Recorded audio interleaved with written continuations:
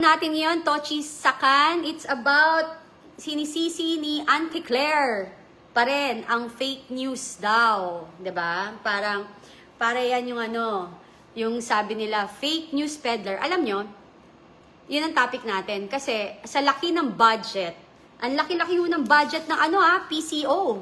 2.8 million. Pero, ang sinisisi pa rin yan. Ang sinisisi pa rin nila is yung mga fake news daw. Kaya daw mababa ang ratings ni PBBM. Diba? Sa fake news pa rin, sa laki ng ng budget dyan sa PCO, hindi nyo makontrol. Sinisisi nyo sa fake news. Darling, grabe kayo. Natatawa na lang ako. 2.8 billion budget ng PCO. Ang laki ng budget nila. Pero hindi sila manalo sa sinasabi nilang fake news peddler. Ibig sabihin, kung di nila yung matalo, talaga namang hindi na naniniwala sa kanya hindi na naniniwala sa kanila ang mamayang Pilipino. Ganun lang natin, yun yung problema. Kasi sinisisi nila sa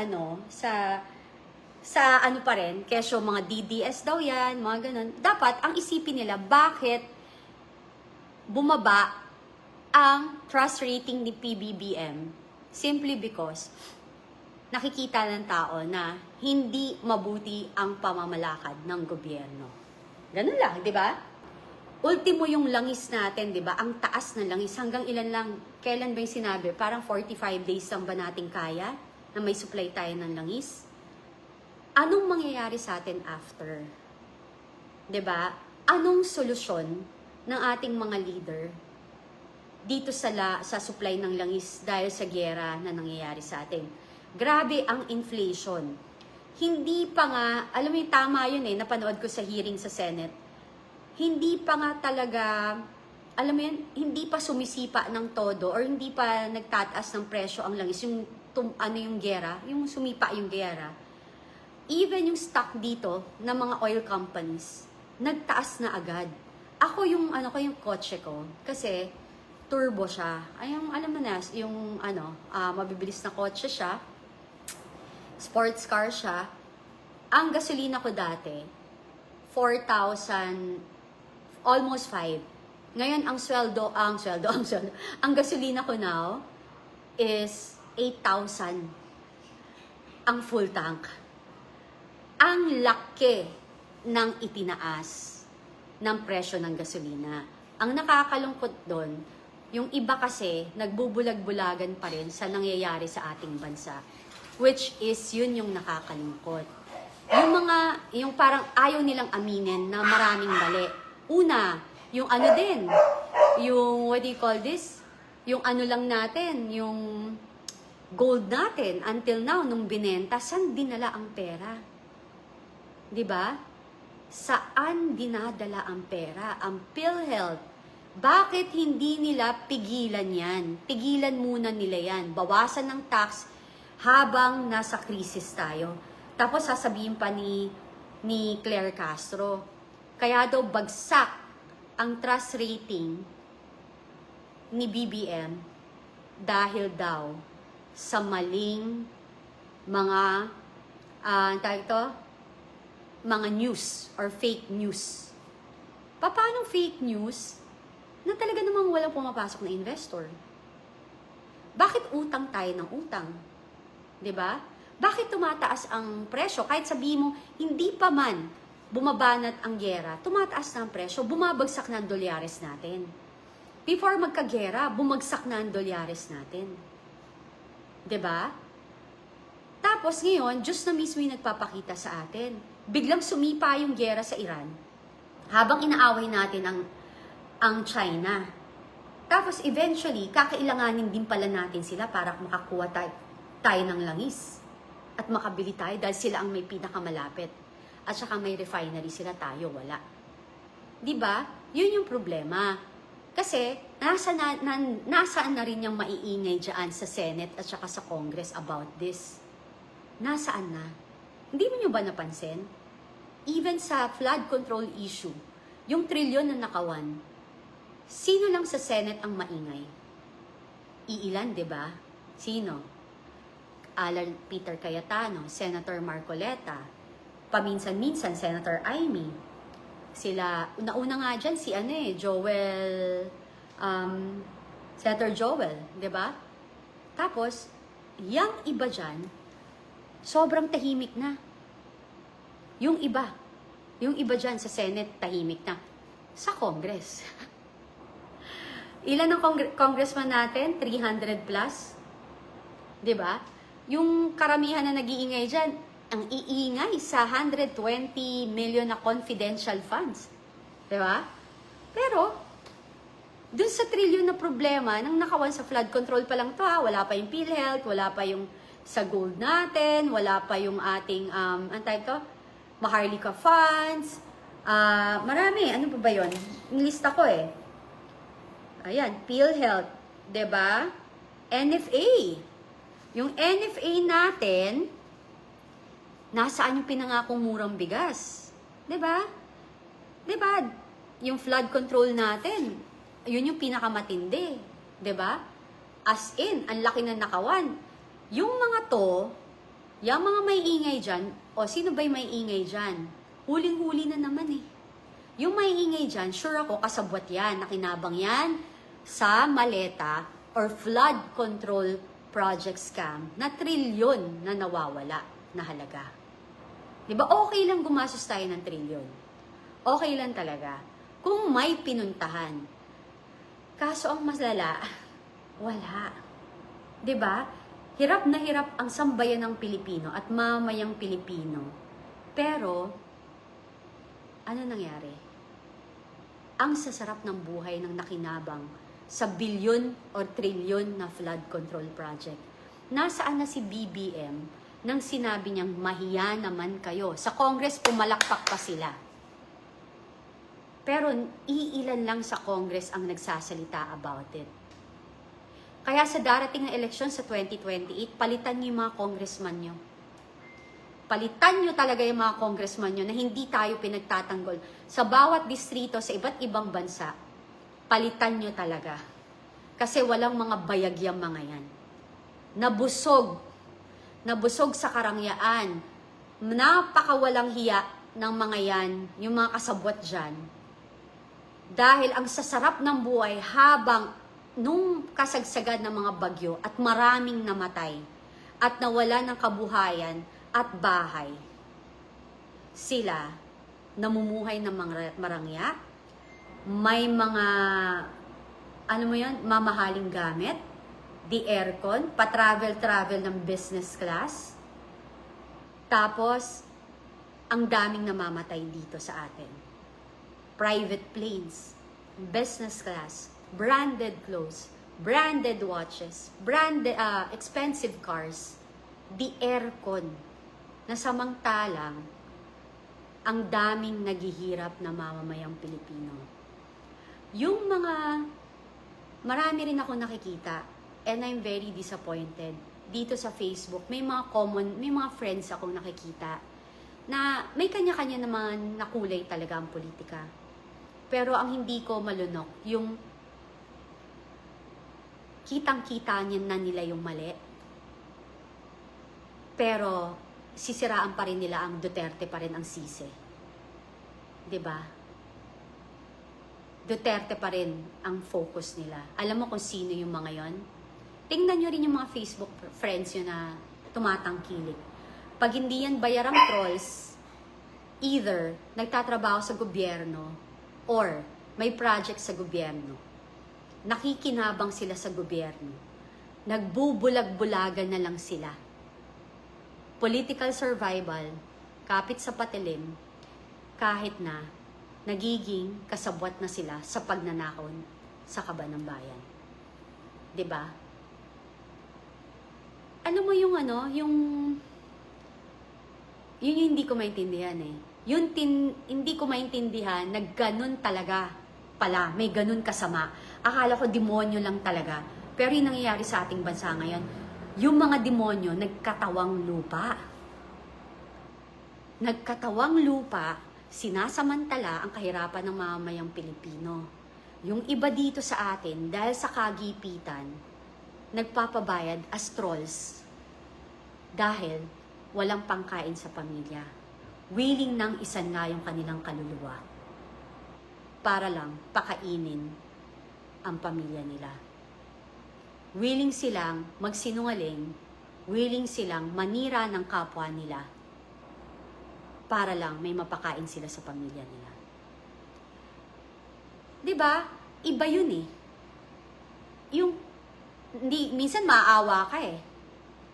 Maaawa ka ba o mabuwisit ka? Kasi bakit kayo, minsan isipin mo, bakit kayo pumapayag na magpagamit sa mga yan? 'Di ba? Inaano nila kayo, ine-extort nila kayo.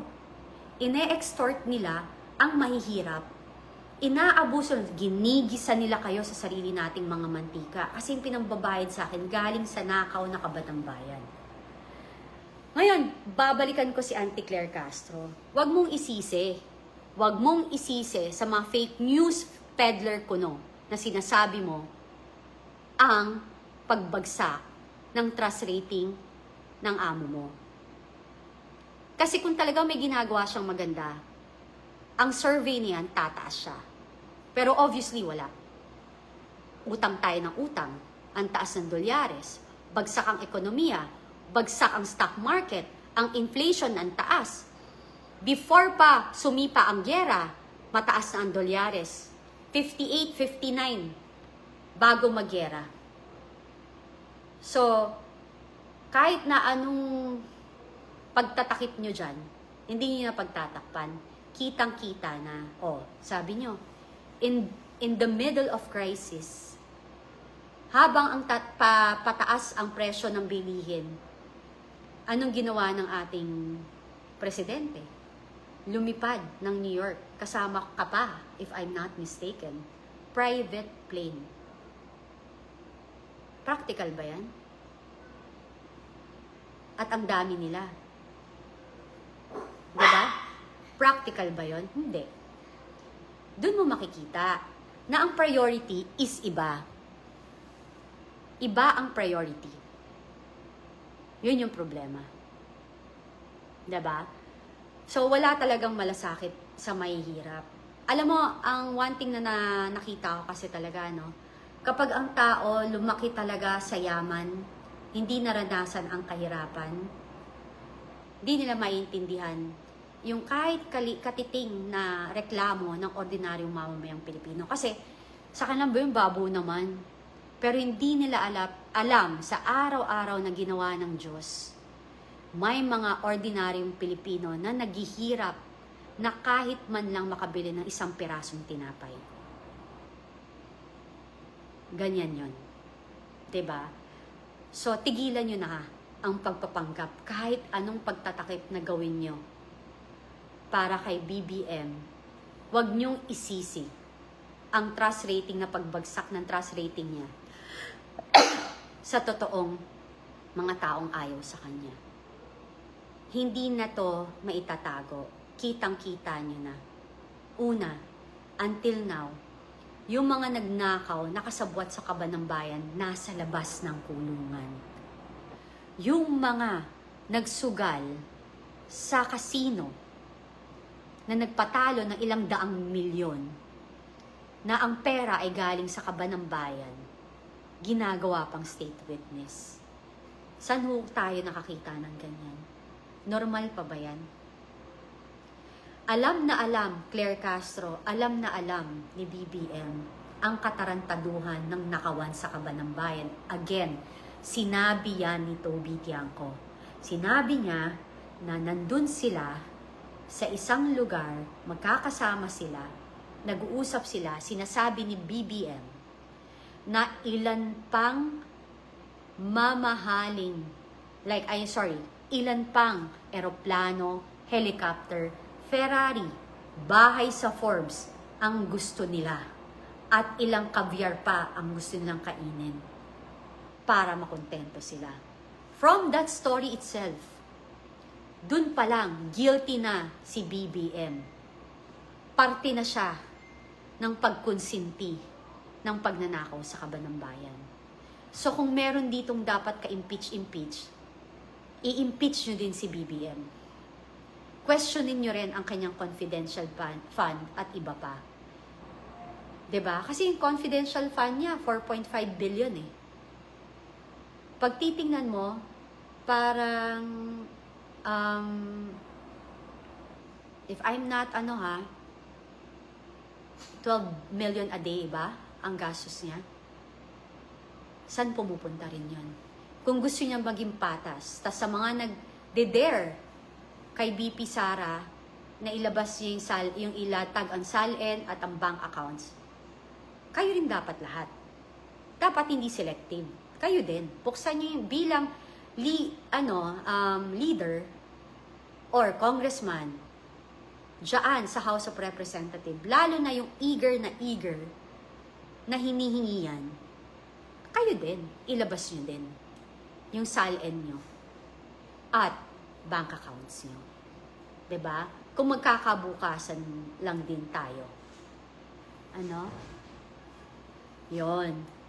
So, wag nyong isisi. Wag nyo isisi ang pagbagsak ng trust rating ni BBM. Ang mamamayang Pilipino hindi na satisfy sa kanyang liderato. Dahil 3 taon na walang na-develop. Wala nga siyang project, 'di ba? Ano 'yon? Yung Kamuning? Okay, project 'yun. Grabe nga 'yan eh. Ginawan pa ng pelikula. Ako naman, diyan sa mga nag-iingay sa Kongreso, at saka dyan sa Senate, na inaaway nyo rin yung China, bakit ayaw nyong imbestagahan ang Brave 18, Lacson? Bakit ang dami mong dahilan? Pag ikaw ang naglalabas ng ebidensya, okay lang, ng testigo, game.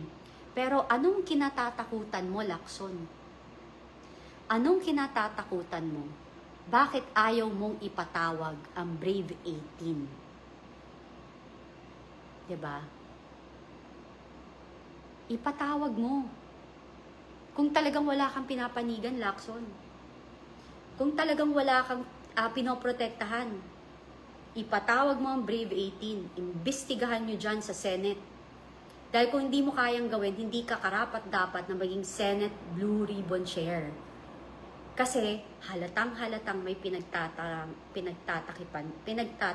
ka. Diyan naman sa ICI, kilala ko yan si Andres Reyes, nakasama namin yan sa bahay ni Noel Oñate. Bait naman yan. Sana, tanggalin nyo, gampanan nyo ng tama ang mga bagay-bagay para sa bayan. Hindi dahil kaibigan lang ninyo. Ikaw din, Lacson. Hindi porke kaibigan mo si Martin Romualdez, kaibigan nyo sila.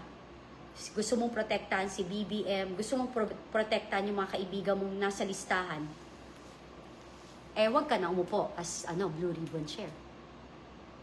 'Di ba? Kasi hindi ka bagay. Hindi mo magampanan eh. Until now tahimik. Ang ano ba gusto niyo mangyari? Gusto niyo sumugod yung mga tao diyan sa inyo? Ganun ba 'yun? 'Di ba?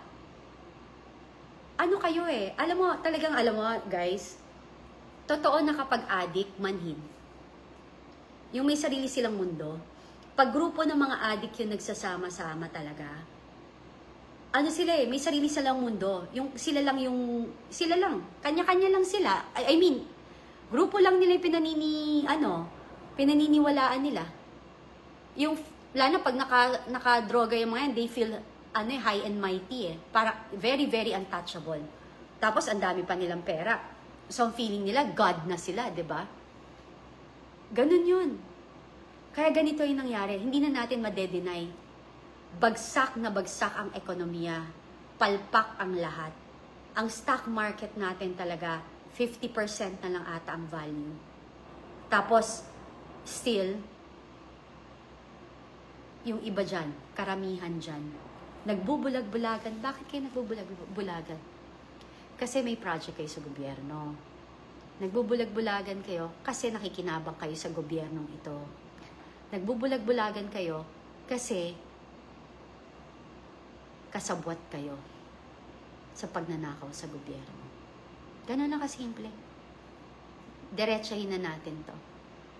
Kasi kung talagang yung mga nakaupo dyan, kayo dyan, from Senate to Congress, kung talagang ang layunin ninyo ay pagsilbihan ng mamamayang Pilipino, etong nangyayari ngayon, dapat pinapatunayan nyo na sa sarili ninyo, nagampanan nyo na ang tax ng bayan, nasa mabuti ang patutunguhan. Pero yung pagnanakaw na trilyon na to, anong ginawa nyo? Tahimik kayo. Kaya kayo maging matalino kayong lahat tayo maging matalino sa 2028. Lahat ng nakaupo ngayon, na tahimik, na walang ginagawa, na nagbubulag-bulagan ang katwiran, natatakot sila. Huwag na kayong maging politician kung duwag kayo. Kasi sa Congress and Senate, pantay-pantay lang yan eh. Kahit sabihin mo, Senate President yan, ganun. Walang ano yan, walang boss. Pare-parehong binoto ng mamamayang Pilipino yan. Ang boss nila, mamamayang Pilipino. Ang nagpapasweldo sa kanila, mamamayang Pilipino. From President hanggang sa, sa local. Lahat yan. Barangay, konsehal, di ba? Lahat yan. Tayo ang boss nila. Ngayon, kung sa feeling nila, takot sila, at ayaw nilang ipaglaban, yung kamali ang ginagawa ng mga kasamahan nila dyan, hindi sila nararapat na umupong muli. Sa darating na eleksyon, bawasan nyo na yung party list kung wala namang pakinabang. Bawasan nyo na rin yung dyan sa mga lugar ninyo na hindi pinaglalaban yung kapakanan ng bayan at nananahimik sa nakawan sa kaban ng bayan. Palitan nyo na. Palitan nyo na sila. Palitan nyo na. Palitan nyo na ang mga politician ninyo na nananahimik. Alam mo, mas okay pa sa akin na yung mga congressman, wala kaming magawa iniipit kami. Umamin kayo. Umamin kayo na sabihin nyo na nakisama lang kami. Mas tatanggapin pa kayo ng tao. Basta't umamin kayo. 2 taon na lang, actually less than na to kasi April na. Ang bilis ng panahon. Again, sa tingin nyo ba, yung uupong next na presidente or bagong leader, hindi kayo bibirahin? Magpapasikat yan. Ang unang-unang gagawin, ipapakulong yung mga kasabwat. Walang permanente sa politics. Walang nagtatagal. Yun na nga lang yung namatay na matandang Marcos, diba? Ang tagal niyang namayagpag. At in the end, anong nangyari? Natanggal din siya, diba? Wala rin. Ganun lang. Natanggal din. So, kaya kayo dyan na supporter ng bangag, supporter ng addict government, supporter ng mga kriminal, especially yung mga makakaliwa or NPA dyan na walang ginawa kundi manggulo sa bayan natin. Nakita nyo ang daming ambush na nangyayari ngayon sa men in uniform? Yan ba yung may totoong pinaglalaban? Kayo ba yung may totoong pinaglalaban? Kung yung mga men in uniform, yung nagsisilbi sa bayan, na active, pinapatay nila, yan ba ang may malasakit? Bakit yung mga yan? Yung mga akbayan, makabayan, bakit hindi minsan, hindi ko narinig na pinagtatanggol nila ang nagtatanggol sa bayan, mga sundalo? Bakit ba yan nakaupo sa yung mga yan dyan? Nanggugulo lang yan. Diba? Kita mo ang focus nila, impeachment. Ang focus nila, yung 120 million ni BP Sara, samantang billion, trillion na nawawala sa bayan, wala. Fake ang concern nila. Hindi totoo. Hindi sila totoo. Kasi, nagagamit na rin sila sa politika. Hindi na. At saka dapat ako, alam mo ako, born again ako. I'm pro death penalty. Kung hindi natin kayang hindi na natin kaya tong sistema na to Baga sa puno tong matanda na. Yung Pilipinas, isang puno siya na matanda. Sa tigas ng ulo, kahit na anong try mong ituwid ang nakabaluktot na sanga, hindi na kaya. Mababali lang. So anong dapat gawin? Kapag ang isang puno na matanda na at nabubulok, kailangan mo nang patayin. 'Di ba? Sabi ko nga, okay sana yung si Claire Castro sa pagtatakip niya, ang dami niya nang sinasabing mali 'Di ba? Kasi ang dami ng maling sinasabi niya na hindi na makatotohanan base sa nangyayari sa ating bansa. Hindi na tama. Hindi na tama yung ginagawa mo. Ikaw actually ang more nakasira kay BBM, Claire Caso. Maraming salamat sa'yo. Tapos, bakit ka mo? Kasi yung mga statement mo, 'di ba? Yung mga statement mo. Tapos, spokesperson ka, 'di ba? Ang dapat ang nilalatag mo is kung ano yung ginagawa ng presidente. Kung ano yung mga proyektong magandang ginagawa niya. Wala kang karapatang umatake sa Vice President o sino man dyan. Dahil ang nagpapasweldo din sa'yo mamamayang Pilipino. Tapos, idedemanda mo si Kong Leandro Leviste, anxiety. Dapat, wag ka na dyan. Kasi hindi mo rin ba paano kung siya rin nagdemanda sa'yo after mo siyang birahin? Paano kung idemanda ka rin niya? Dahil sinira mo rin siya in a way. 'Di ba? Sa mga statement mo. Doblehin natin. Paano kung ganun din ang gawin niya sa'yo? Ibalik din niya yung same na demanda sa'yo. Kung hindi niyo kaya ang posisyong ginagampanan niyo, mag-resign ka. Kasi talagang nakaka-anxiety kasi ang hirap ipagtanggol ng presidente natin sa dami ng kapalpakan na nangyayari sa gobyernong ito. Kahit na anong gawin mo, kitang-kita. Utang tayo ng utang. Bagsak lahat. Saan tayo pupunta? Yung mga dyan, yung mga secretaries din natin. Sino ba consultant ni BBM? Kasi hindi parang talagang mali ang mga advice. Hindi ko alam kung nakikinig ba siya, tama naman yung mga advisor niya, pero hindi niya lang pinapakinggan yung mga advisor niya. 'Di ba? Yun yung ko Yun yung tinitingnan ko Kasi tawa-tawa ko 'di ba? Parang hindi pa rin kayo hindi pa rin kayo napapagod dun sa sa naratibo na ganyan, na fake news sa mga pag kunwari kinakalaban ang gobyerno or nagrereklamo sa kamalian na ginagawa ng gobyerno, sabihin nyo, DD-less, DD-shit, DDS. Kayo, ang tawag ko sa inyo, bullshit.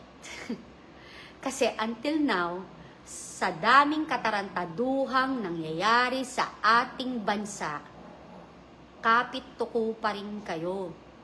At saka, ultimo yung mga troll dyan, na nakasinanla na ang kaluluwa sa demonyo, pati yung mga vlogger nila, na mga feelinggero, na mga bayaran, na ang pinapakain sa pamilya ay galing sa nakaw, nakaban ng bayan, hindi na kayo nahiya.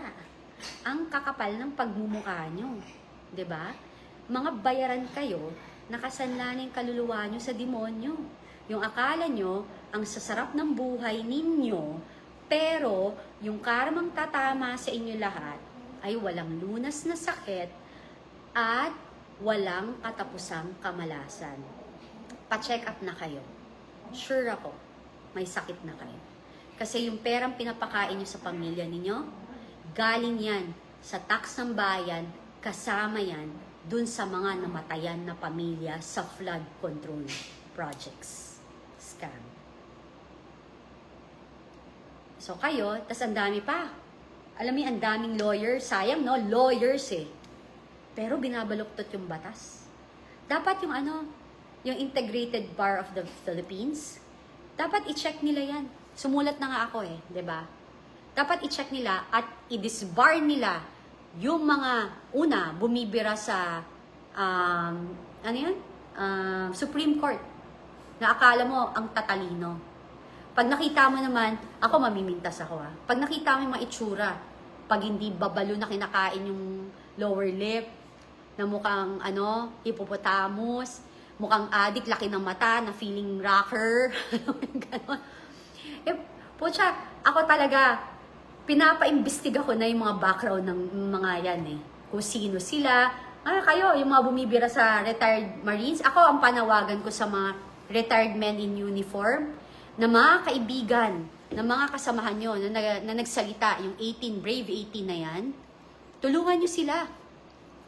Pasundan nyo, mga intel yung iba dyan yung mga retired na, Sundan nyo. Yung mga bumabanat dyan. I-check nyo sino yung nagbabayad para makakuha kayo ng picture, makakuha kayo ng ebidensya, saan ang gagaling yan, sino ang mga ano nila, sino ang mga financier nila. Grabe, di ba? Ganyan talaga ngayon, napaka-evil ng bansa natin, di ba? At hindi pa lang yun, yung iba nga, eto pa, dito ako yung tawang-tawa ko dun sa mga, parang yung bato sa akin, kabit, kay Senator Marcoleta, pag wig, walang man yung ad hominem. Tapos yung kay PRRD, ang bato nila, ano sila, yung karton, yung Diyos yung karton, sinasamba nyo. Magtaka kayo. Kasi karton na nga lang, sinasamba pa at minamahal. Eh yung kayo, pinoprotektahan yung, ang tawag ito? Bangag government at saka mga kriminal. Lahat kayo, nandyan dito sa labas, namumuhay ng normal, hate na hate kayo ng tao. Si PRRD, nandun na sa loob, nagrarally sa labas. All over the world, wala kayong ganyan. Wala kayong ganyan. Diba? Tawag nyo karton, mahalin, mga tanga. Patay gutom kasi kayo, mga pasluba kayo. Ganyan kagipit ang Pilipinas. Kapit kayo sa patalim. Diba? Mga yung parang kakahiya. 'Di ba? Ganyan talaga, no? Yung gagawin mo lahat, 'di ba? Para mabuhay, kahit isan lang yung sarili mo sa demonyo. 'Di ba? Inggit lang kayo kasi kahit si PRD, karton na lang 'yon, niyayakap pa, nagfo-photo op pa, nagsi-selfie pa dun sa karton. Eh kayo, iniiwasan, ayaw kayong pansinin. 'Di ba? Pinandidirian kayo. Galit ang tao sa inyo. Si PRRD, kaloka. Karton, yung karton na yon, minamahal. So, sino mas nakakaloka sa inyo? Mga bayaran? Mga bayarang troll? Ganyan ba kahirap? Ganyan talaga, no? Kawawa naman kayo. Kayong mga troll, kawawa kayo. Kasi, araw-araw gumigising kayo para magsinungaling. Gumawa ng kasalanan. Yung perang binabayad sa inyo galing sa nakaw, kakapal na mukha nyo. Kasabwat kayo ng pagnanakaw na to. 'Di ba? Wala akong pakialam sa inyo. Natatawa, naaawa ako sa inyo, nabibwisit ako sa inyo. 'Di ba? Baka bukas makalawa, maaksidente kayo. 'Di ba? Kulang pa yung kinikita nyo sa pag-hospital nyo. Gigil na gigil kayo ba? Ang banat nyo kay PRRD, ano yun? Yung santo raw. Santo. Yung karton, yung tatay yung karton. Tanga. Ang tatanga nyo. Nakita nyo yun? Karton na nga yun. Mahal na mahal ng tao. Saan ka nakakita? Daig niya pa artista. At ito all over the world, mga katangahan nyo. Bobobo nyo. Diba? Ang tatanga nyo kaya? Tanga talaga, promise. Sobrang tanga. Diba, yun ang pagdebate nila, yung karton nyo, hampasin ko kayo ng karton padalan ko pa kayo ng sandamakmak na karton na PRRD standing. Diba? Dapat, mahiya kayo. Kasi, guys, karton yun. Tama kayo, karton. Pero karton na nga lang yun, nakakulong pa, mahal na mahal ng tao. So, sino ngayon yung kawawa? Kawawa naman kayo. Diba? Kawawa kayo. Wala nagmamahal sa amo nyo. Hate na hate yung amo nyo. Si PRRD, na karton na standing na nga lang, pinagkakaguluhan pa, mga tanga. Diba? Alam mo yun? Kaya tigil-tigilan nyo kami. Inggit lang kayo kasi yung standy, pag kayo, yung amo nyo nilagay ang standy, baka sunugin pa. Mariosep. Tigilan nyo. Kasi yung yung debate yung karton, walang kwenta. Walang kwenta. Tapos karamihan pa sa inyo, walang totoong muka. Yung karamihan pa sa inyo, ang papangit. Kasi ganun talaga mga ma'am, sir. Pagaling sa nakaw ang pera na pinagkakakitaan, pumapangit kasi sinusubo nyo galing sa nakaw, galing sa demonyo. Nagre-reflect po yan palabas. Yan. Diba? At saka, sasabihin nyo, hindi kayo takot sa Duterte. Wala kayong pakialam kay Sara. Eh bakit grabe kayo mag-effort? Grabe kayo mag-effort na siraan siya. Sama-sama pa kayo. Di ba? Kain suka nga yung iba dyan. Di ba? Meron dyan pambansang tartar na mahilig sa porn movie. Yung isa dyan, pare, na Diyos ko, ang pina-follow porn na Facebook page or mga sexy. O, di ba? Ano pa? Kadiri eh. Di ba? Parang nakakaya, no? At isa ko, aminado ko, hindi malinis ang buhay ko. Kayo ba malinis? Kayo ba malinis? Eh ngayon pa lang, dumi-dumi nyo eh. Kasi bayaran kayo. Bayaran kayo. Kakahiya kayo. Kaya nyo ba yan? Yung pinapakain nyo sa anak nyo, galing sa nakaw? Pa-check up nyo anak nyo. Pa-check up nyo anak nyo. Sure ako. Pag yan nagkasakit kayo, may kasalanan. 'Di ba? Mga engot. 'Di ba? 'Di ba guys? Ang tatanga. Ang issue nila, karton na tatay nyo. Tanga. Mahiya kayo kasi yung karton minamahal. Karton na nga yun, minamahal pa. 'Di ba? Ay, nakakatawa kayo. Yung karton minamahal kayo, living na nandyan sa kalsada, hine-hate. Mario Joseph, eto hindi na nakikita si PRD, isang taon na ha. Oh, sineselebrate pa ng ang birthday all over the world. Saka nakakita? Ikaw, Claire Castro. Saka nakakita ng ganyan? Yung amo mo na ganyan? Tapos sabihin mo, fake news peddler? Yung mga rallies all over the world, ebidensya yun. Na maraming nagmamahal sa Duterte. Kung di kayo takot sa Duterte, eh bakit yung sinisira? Bakit grabe yung banat nyo? Di pala kayo takot eh. Eh di sana kalabanin nyo na lang sa 2028, di ba? Bakit hardcore? Hyper-focus kayo sa pagbanat kay BP Inday. Ibig sabihin, takot kayo. Duwag kayo. Diba? Diyos ko. Kapal na mukha nyo, sunod-sunod kayo. Matetegi kayo isa-isa, promise, sa karma. As in, simula sa araw na to, may isa-isa dyan magkakasakit, ma-heart attack, matetegi, promise. Sisingilin na kayo ng Diyos. Kaya hindi kayo naman natatakot. 'Di ba? Mga inggitero. Padalhan nga natin ng mga standee yan, ng mga karton ni PRRD. No? Maybe, no? Ayan. Buti pa yung aso ko, mas maganda pa, tsaka mas cute pa dun sa mga bayarang troll. Anyway, guys, yun lang. Yun lang ang masasabi ko. Inggit sila sa karton na standee ni PRRD, kahit kasi standee, minamahal. Pinagkakaguluhan. Sila, kinakahiya, isinusuka, 'di ba? Hindi pinapansin. Dun sa mga supporter nila at nagbubulag-bulagan, kakahiya kayo. Palibasa, nakikinabang kayo sa pera na galing sa mga nakaw. Kakapal na mukha nyo. Okay? Pagdasal natin, guys, mategi na yung mga yan para mabawasan ng mabawasan na ang mga demonyo sa lupa. Bye, everyone. God bless. Yan. Yun na.